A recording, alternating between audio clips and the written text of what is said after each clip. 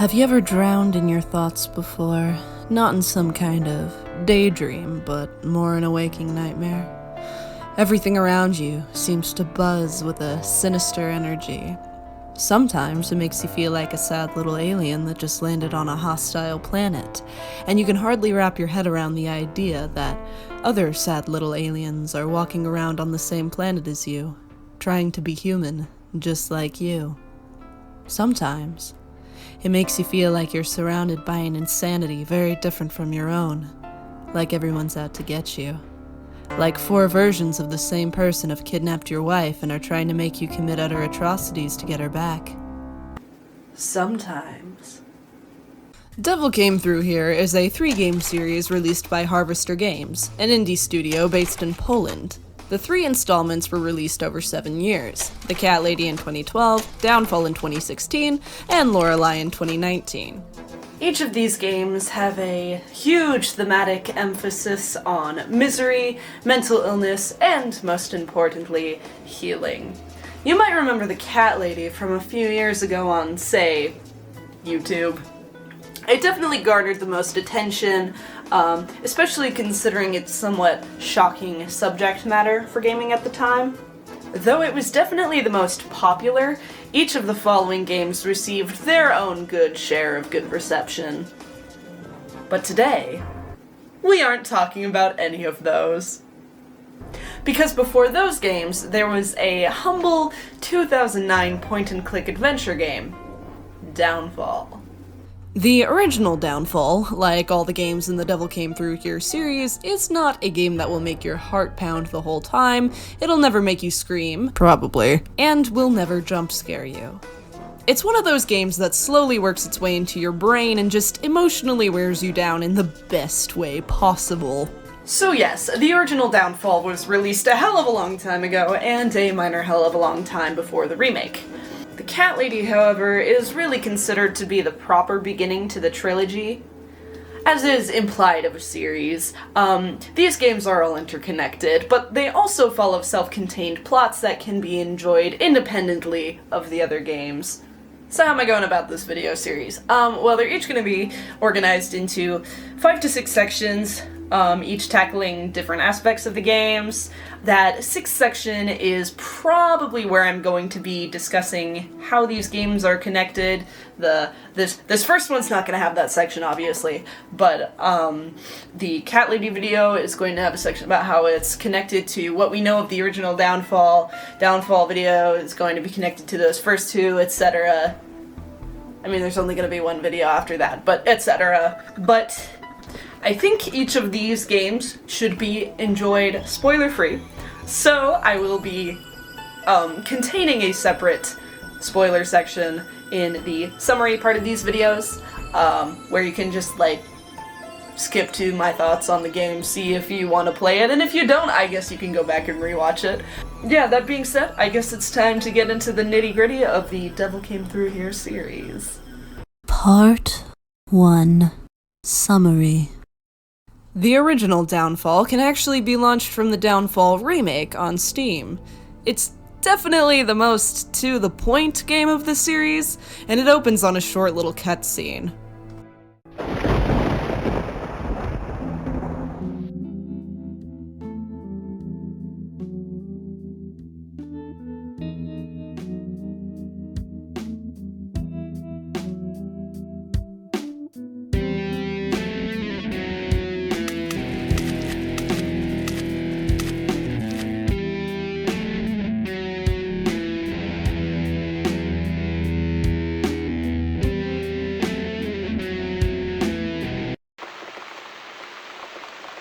Enter Joe Davis, the player character, and his wife, Ivy.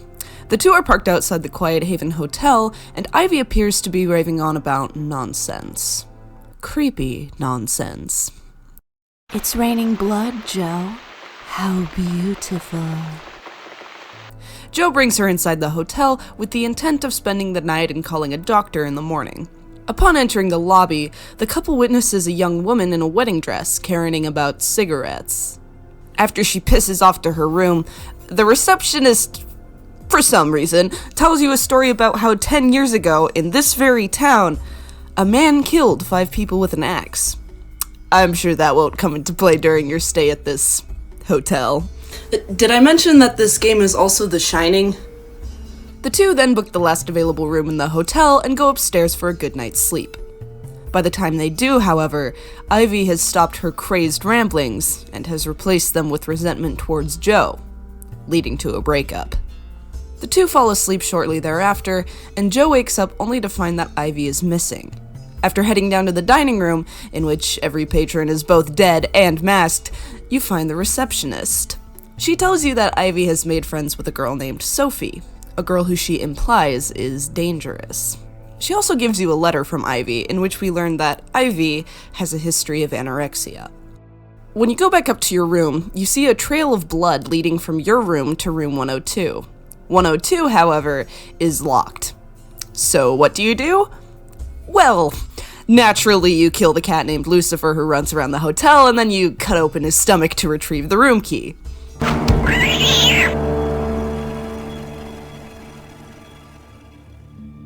And it's all downhill from here. Or should I say... So now that you, Joe, have the key to room 102, you can walk in and... meet Sophie this early in the game? Well, not quite. Here you meet one Sophie, one of 4 Sophies, as she tells you. It is here where we get our main objective of the game. Little Sophie says that Ivy has been taken to her hiding place inside a mirror. Joe needs to kill 4 memories of Sophie from different periods in her life in order to gain access. Please note that the Jack Nicholson-ass Axeman mentioned earlier killed 5 people. And now I'm gonna send you on a one-way trip to Spoiler Town. Welcome to Spoiler Town. This is where the elite gamers and people who have no intention of playing the Devil Came Through Here series for themselves come to die. Skip to this time to hear my closing thoughts on the original Downfall. Okay? Okay, time to ruin the game for you. So, hearing this distressing information, and watching a child beg you to kill her, you feel it's time to take a little nap.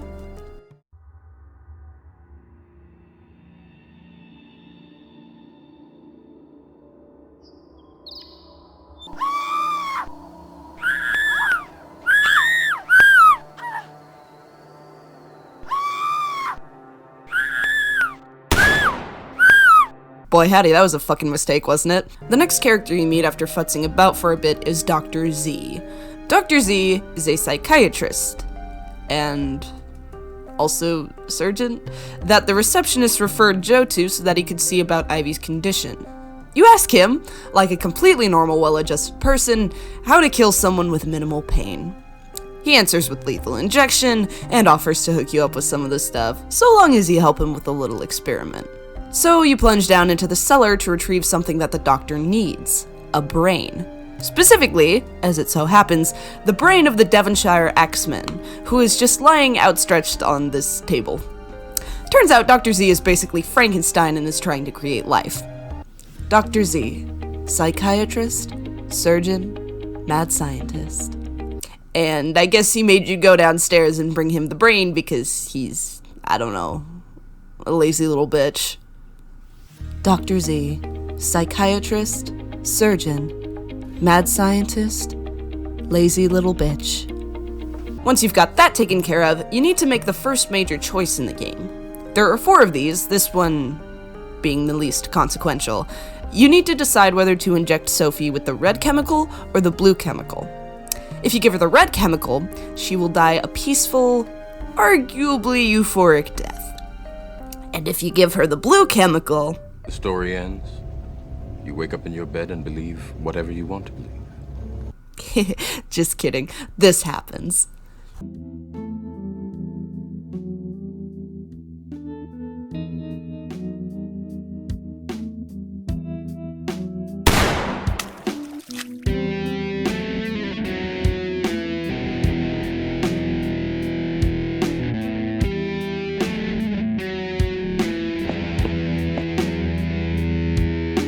When you kill the first Sophie, the game cuts to a different room in which the giant mirror starts to crack.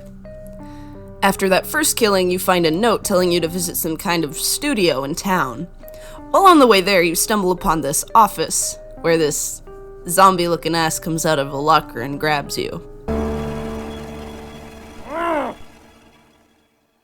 This might be my favorite scene in the game. We knew you were coming, Joe.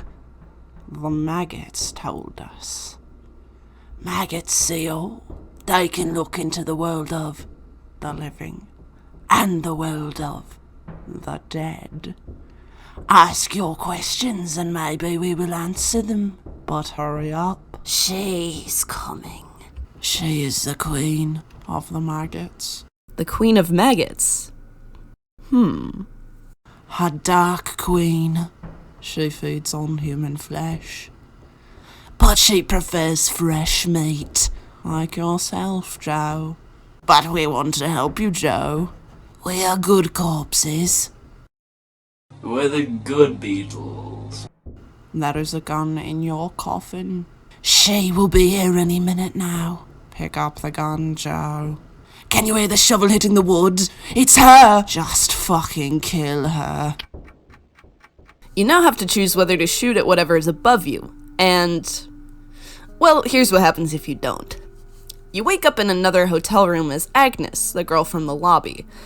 A weird figment of her celebrity crush is floating in her room and telling her that she needs to complete some quest. So yeah, Agnes is dreaming. Her quest is to save someone's life. Agnes finds herself in a wax museum, in the same town that Joe Davis is waiting to be murderized. All she knows is that she needs a shovel, which is not very hard to find. There's a slight complication, though. Out of nowhere, Agnes encounters the Axeman. She ends up hiding from him in the same locker where Joe got bamboozled. Instead of being pulled underground, however, Agnes comes face to face with the Queen of Maggots, the self-proclaimed Queen of the Dead. You get to explore her house, which is sort of the gateway to hell, and it's pretty rad. For some reason, the Queen of Maggots just lets Agnes leave and points her towards her reward for completing her quest. So, back in the garden of the hotel, Agnes digs out Joe, and from here, she accompanies you for almost the rest of the game. She doesn't really do much after this, but you can talk to her, and there are some pretty interesting character interactions between her and Joe. She doesn't move the plot forward anymore, though. And before the final showdown of the game, she straight up just tells you to go alone. She also never stops believing that she's dreaming, which sort of ties into a nice little beat with the game's ending. But then, if Agnes was the one digging Joe out when he was buried alive, what happens if you do decide to shoot the gun? Well, you go through the same whole section where you play as Agnes. When you go to dig Joe out, however, yeah, you get shot and die. So when you play as Joe again, instead of Agnes being your companion, she just follows you around as a creepy, headless ghost, not saying anything. It's actually really chilling. Joe still talks to her, but it's all one-sided conversations, where he gets sort of frustrated at her following him around without saying anything. Whether or not you kill Agnes also affects a post-credit scene, but we'll get into that later. So after you have or have not killed my favorite character, you can meet the second and third Sophies, or you may have already met them depending on how you play the game, but just go with it. The second Sophie is in a bathroom, which the game calls the room where she died. And the third is in the room right across from that, called the room where she was rejected. The second Sophie isn't really putting up much of a fight, I mean none of them are, but she's basically on the brink of death already. She's one of the obese versions of Sophie. The third Sophie is crying at her 21st birthday party over her dear beautiful Mr. Harris, her agent. Tying this back to the Black Widow studio you just explored and all the TVs surrounding Sophie number 3, it's safe to say that Sophie was probably an actress as a young woman. You see, Mr. Harris likes bigger women, and this Sophie is thin. Soon enough, you find a recipe for a smoothie which Sophie drinks to gain weight. You can also talk to Mr. Harris, who is a creepy, objectifying asshole. Basically, you need to turn the gas on the stove in the bathroom and give Mr. Harris a beer so that he needs to go for a wee. Because he's holding a cigarette, Mr. Harris blows the bathroom to smithereens, splattering the place with blood, and probably also piss. This also does in Sophie number 2, definitely the most unremarkable Sophie death. After that, it's time for another good night's sleep. Joe complains of some horrible dream which we don't get to see. Anyway, he walks back out of his room to find, oh my god! And this is where the game gets fucky. Like, more fucky. Way more fucky. Continuing into the stairwell, Joe finds Ivy. Just walking around, I guess. Joe is about to take her away from this horrible place when...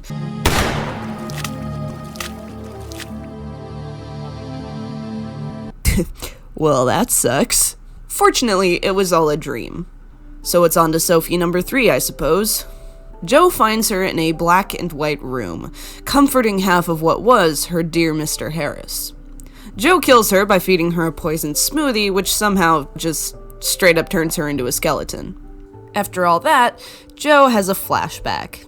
We see Joe and his little brother exploring some abandoned construction site in search of treasure. The only thing they find, however, is a motherfucking landmine. Joe suggests they get out of there, but his little bro picks up the landmine, insisting on selling it, and yeah, obviously explodes. Funny thing is, the crowbar that you use in this flashback is still in Joe's inventory when he comes to. And yeah, just go with it. And now, the B-plot. There's another room in the hotel where we see the body of a hanged woman. Now, when you first enter this room, that'll probably be all there is to it. But depending on where you are in the game's story, you'll run into the receptionist here. And this is where we get her story. Basically, this woman was lonely and the ghosts of the hotel called to her, promising to be her friends. So she killed herself. She says something implying that the hotel itself is an evil force. Another very shining sort of remark. She also claims that Dr. Z is playing Joe, and that he only wants to use him in an experiment. She's also very, very horny, so Joe confronts Dr. Z, but ultimately just runs another errand for him. Smart one. Joe needs to run up to the roof to power his Frankenstein device with lightning. The only problem is, Joe doesn't know the way to the roof. The receptionist does, though, and she offers to leave you little hints as to how to get there. Oh no. Oh no. So, yeah, you need to follow this woman's trail of clothes up to the roof. And when you get there, what should you find but the horny receptionist insisting that Joe get all up in there because she's so lonely or some shit. This is another one of the game's major decisions, and it very well could impact how your playthrough ends. It doesn't really affect anything before then, though, so again, we'll get to that later. Either way, you get yourself up to the roof for science, and then you get struck by lightning and fall off. While hanging onto a window, though, you get to watch Dr. Z get murderized by his own creation. So now that all of that has happened, not necessarily in that order, we get into kind of the third act of the game. You need to solve a little Hitler-related puzzle to open up Dr. Z's Nazi shrine. Dr. Z, psychiatrist, surgeon, mad scientist, lazy little bitch, Nazi. In his secret Nazi shrine, you find the frozen body of the Axeman, who looks suspiciously like Joe. You also find a chainsaw. My God, I shouldn't take this. I shouldn't because I fear I will use it. But it's so beautiful, so tempting. It's singing your name, Ivy. So, I think at this point, it's safe to say that Joe is not all there, but just how not there is yet to be determined. Also, the creature took the doctor's brain. 3 cheers for poetic justice, I guess. And with chainsaw in hand, Joe is ready to fuck up the last Sophie, who you find in this room of creepy little dolls. She's also naked, because this game really likes naked women. Again, she's not putting up any kind of fight, and the dolls really make her out to be some sort of monster. So you just chainsaw the fuck out of her and make a whole ass man in the mirror. It's here where Joe realizes, maybe it's bad that I just killed a bunch of memory people. When you go to enter the mirror portal thing, you see on the walls written in blood, "Devil went through here." They changed the phrase, "I promise I'm not that ignorant." We also meet our good friend the X-Men for one last time. And you finally get to kill him! Now you can go through the mirror, and this is where Agnes stops following you. Now, if you thought that you would get through this non-combat focused game without a boss battle, you were dead wrong, my dude. Because inside the mirror is Sophie? Again? Anyways, she gives birth to this abomination that you have to fight in what is a remarkably easy and honestly sort of pointless boss battle. Once this weird creature has been conquered, Joe finally finds Ivy. For real this time. But she's dead. Fortunately, we have something for that. At this point, the 5th floor is unlocked. There you find the X-Men, crikey, and basically tell him, yo, you do you, and I'll do me, before walking off with Ivy. The X-Men then pulls his face off, and yeah, it's Joe. So then you come across your dad? Which is weird, because the dad character hasn't been established at all before this. Basically, he calls you a murderer for neglecting your brother as a kid, causing him to die, and your mother to kill herself. That was random, but anyway, we've got a dead wife to deal with, so it's off to the electric chair. As Joe tries to reanimate Ivy, some guy comes into the room. He tells Joe that he only wants to help him, but we soon find out that he's a cop named Bill Hookaway, who is investigating the murder of real-life Dr. Frank Zellman. We find out that Joe isn't actually in a hotel, but an apartment complex, and Dr. Zellman is actually Joe's therapist, and coincidentally was also a close friend of Billy's. So as the illusion comes crashing down, you get to investigate the real-life crime scene as Billy, looking for evidence that Joe is the killer. There's a shit ton of rapid-fire reveals here, so buckle up. Zellman is not the only person that Joe killed. Turns out, not only did he kill literally all of the neighbors in the complex, but he also killed a cat and pinned it to his wall. Motherfucker! Also, we come to learn that Ivy hasn't actually been in Joe's life for a while. They divorced a considerable amount of time before the murders took place, and this was one of the major reasons that Joe was in therapy. So, by the looks of it, Joe has kidnapped and force-fed some random woman, who he is now shocking to death. And here we get the last major decision of the game, how we choose to end it all. Only this time we have 3 options. You can either surrender, kill yourself, or shoot Billy. And I'm about to go through every outcome. If you surrender, one of 2 things will happen. Billy doesn't want to let you off that easy with a trial and all that nonsense, so he puts you in the chair to avenge Dr. Zellman. He's kind of a dumbass though, and he can't figure out how to turn it on. So Joe starts begging Ivy to shoot Billy, and assuming you chose not to sleep with the receptionist, she does. This outcome was also probably partly in Joe's head, but we needn't discuss that until later. If you weren't faithful though, Ivy tells you to go to hell, and you get fried. The end. If you choose to kill Billy, Ivy, or Joe's hallucination of Ivy, basically tells you to kill them all. So you kill every single cop before the chair sets the building on fire, and you run away with Ivy. If you try to kill yourself though, Joe seems to imply that the woman in the chair really is Ivy. But other than that, Billy just attacks you and you shoot him and it cuts right to the same fire scene. So, now about those post-credit scenes I was talking about. If you don't shoot Agnes, she wakes up in the same room she did in the game, only it's her wedding day, and she acknowledges that weird dream she just had. So, hey, at least it's a happy ending for her. If you kill Agnes, though, she ends up in the Queen of Maggots' house. Because she's dead. And surrounded by a bunch of dead Agneses. It's very sad and creepy. And yeah, that's the game. This place has many names. Some call it the Void, and some call it the Grave. Some call it 6 feet under, and some call it the Tomb. But we like to call it the Paradise of the Rotten Flesh. Paradise of the Rotten Flesh. This is so good, guys. Part 2. Analysis. What all that shit meant. So here's what we know happened. As a child, Joe Davis watched his brother die, which he felt responsible for. His mother committed suicide out of grief, and his father basically disowned him. Many years later, Joe met Ivy, and the two got married. They lived in a flat with a cat named Lucifer. Ivy suffered from anorexia while the two were married. Joe tried to fix Ivy's problems around eating, which only caused tension between the couple, and Ivy ultimately left Joe. Joe started seeing a therapist, Dr. Zellman, who was friends with cop Bill Hookaway.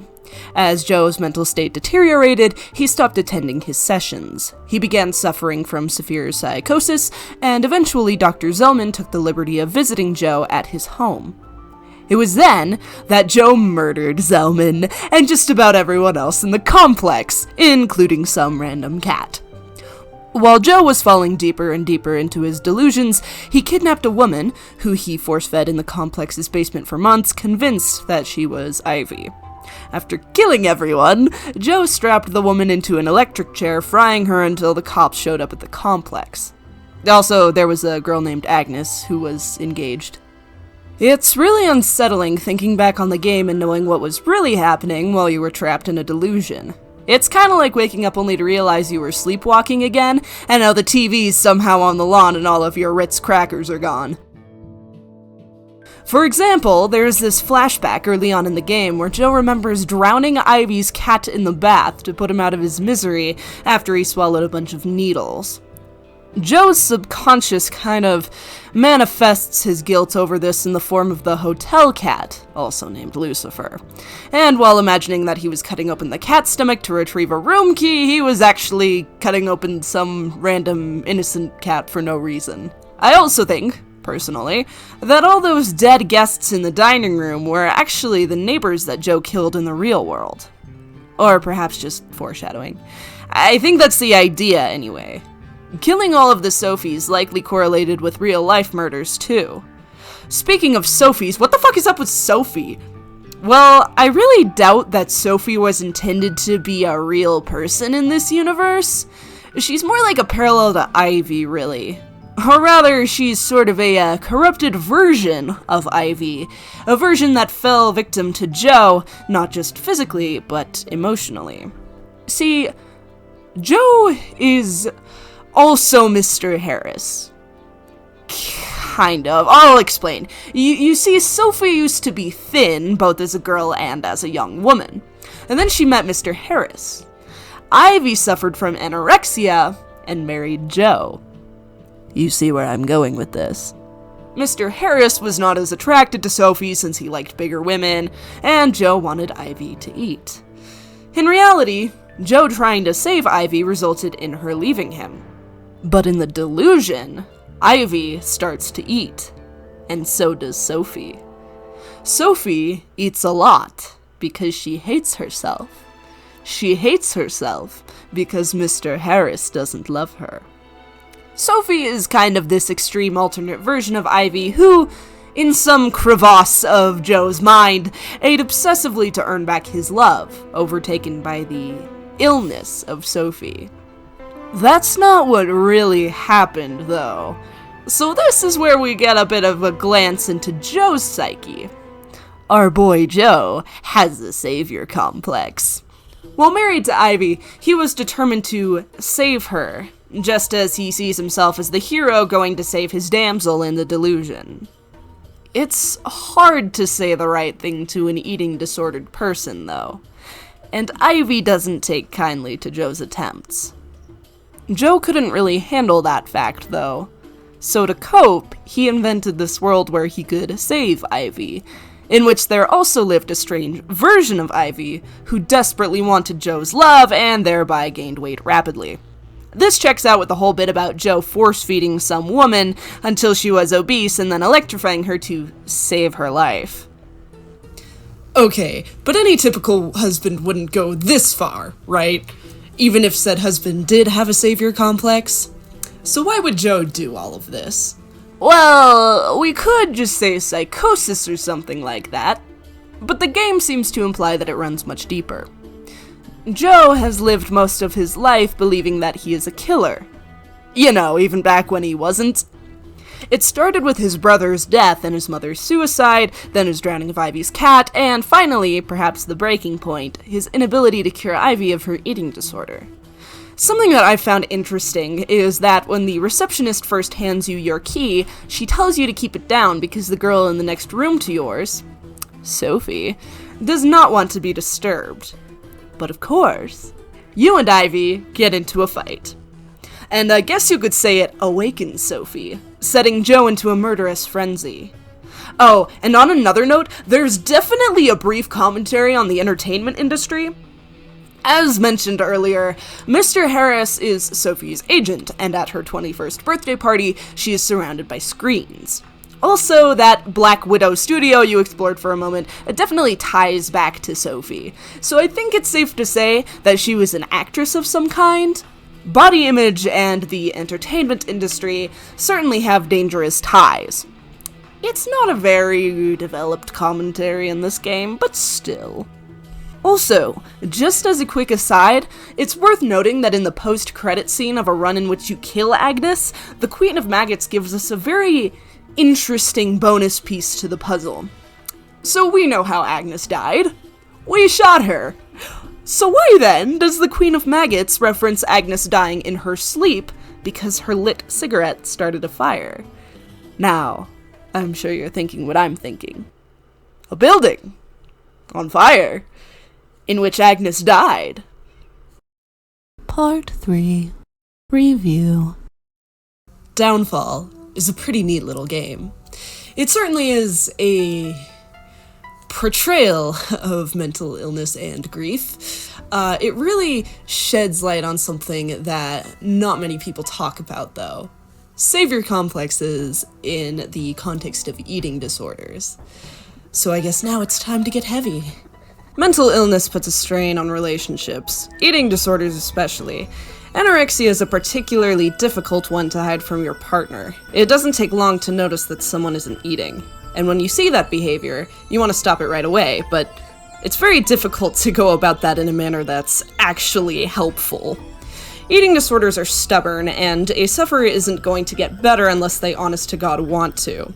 Joe, not the seemingly heroic delusion version of Joe, but the real-life husband Joe, is such a difficult character to have feelings on.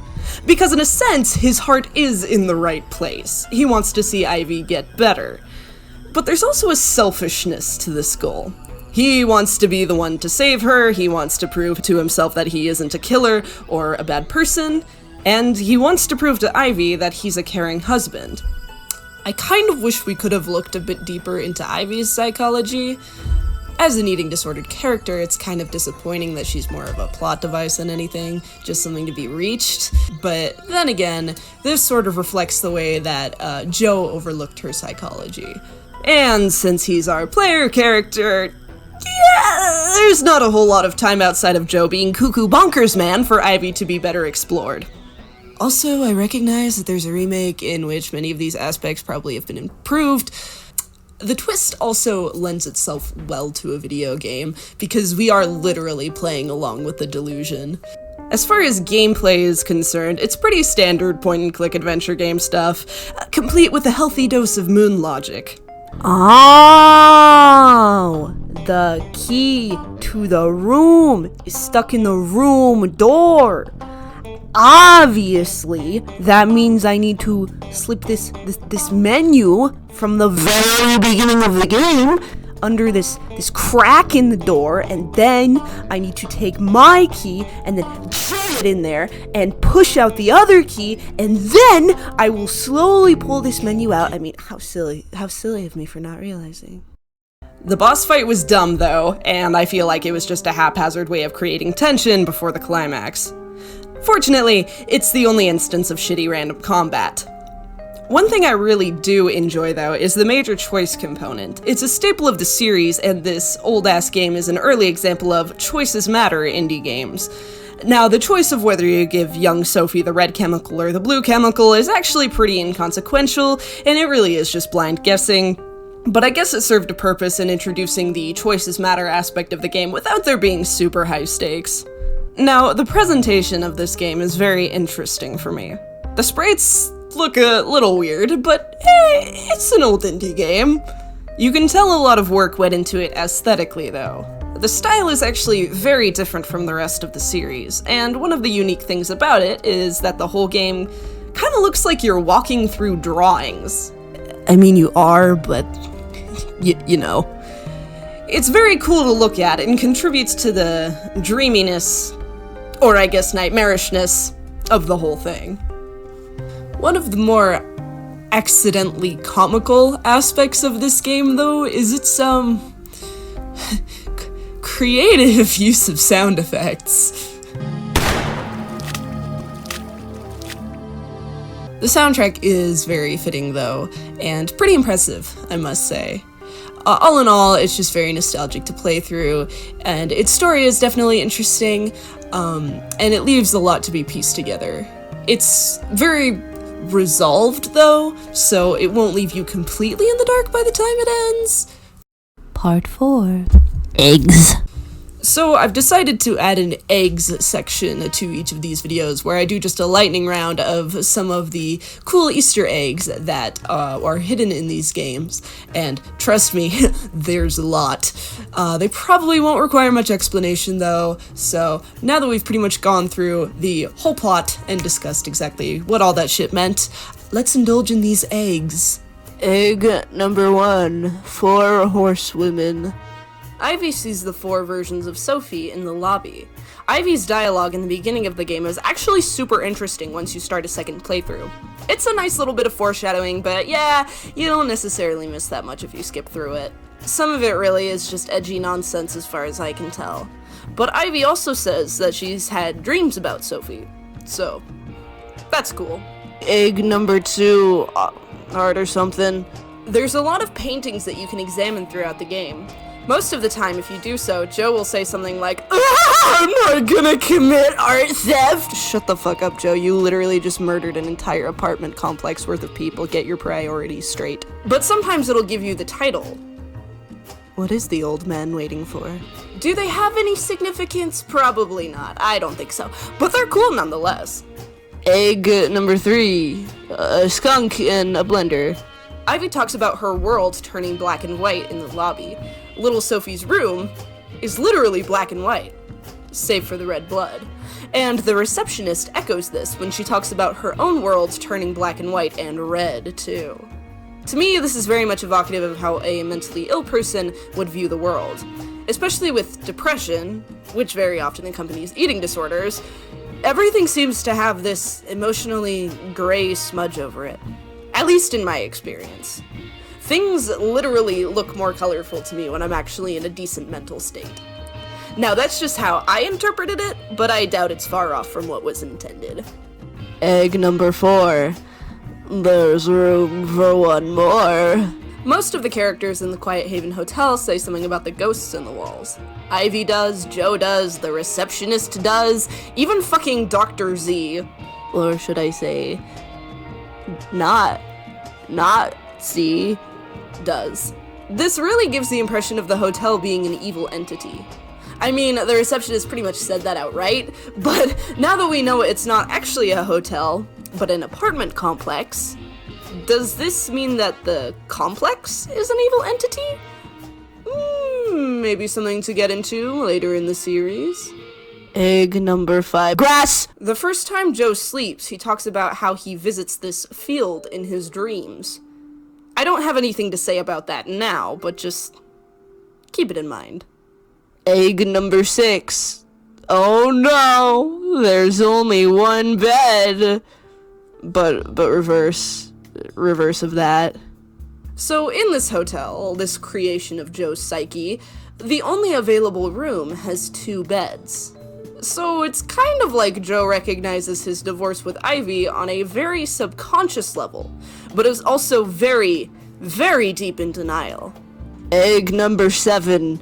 Agnes is a cold-blooded killer. I really hope I'm peaking this mic in the way I'm intending to. While in the Queen of Maggots' house, Agnes notices a bunch of candles sitting on a table.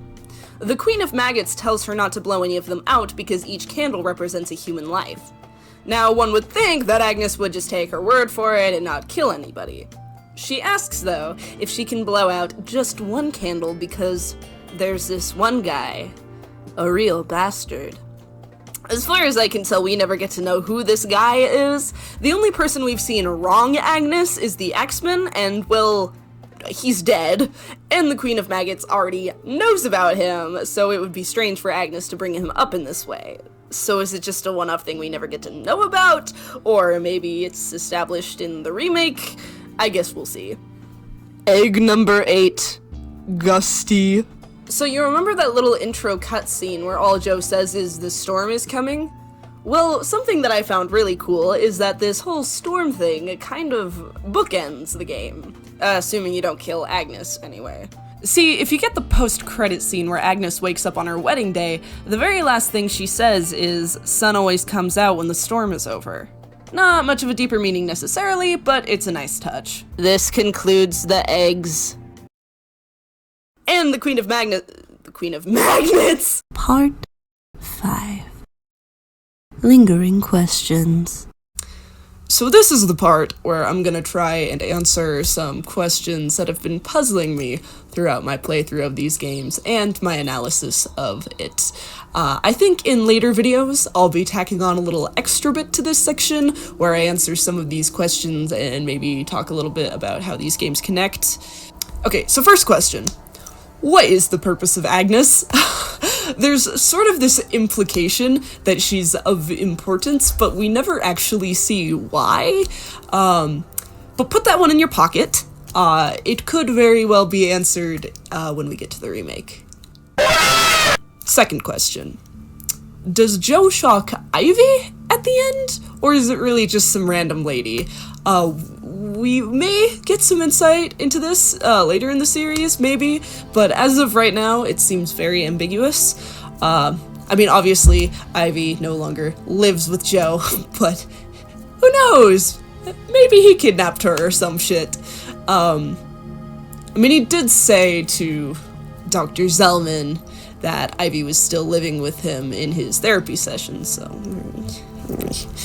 Third question. Why does the Queen of Maggots protect Agnes from the X-Men and then through her help Joe escape? So the question of who or what exactly the Queen is sort of a lingering question throughout the whole series. It's safe to say that she is at least somewhat of a death symbol, so maybe it just wasn't their time. Oh, shit, I just realized something. Actually, go ahead and put that one in your pocket, too. Conclusion. So, yeah, that's Downfall 2009, the sort of prologue to the Devil Came Through Here series. If you've got a couple hours and are a fan of the original trilogy, or are even just interested, the 2009 Downfall is a pretty interesting precursor to all the madness in the proper series. Speaking of which, stay tuned for my analysis of the Cat Lady, which, like all the other games in this series, is quite different from the original Downfall, and I'm really excited to be digging into it, but it is going to be much more of an endeavor than this video. Jesus Christ. That all being said, thank you so much for watching, especially to those who have watched all the way to the end, and I guess I'll catch you when I talk about a suicidal middle-aged cat lady. I had a dream, Joe, you were standing in the middle of an open road. I had a dream, Joe, your hands were raised up to the sky, and your mouth was covered in foam. I had a dream, Joe, shadowy Jesus, you flitted from a tree to tree.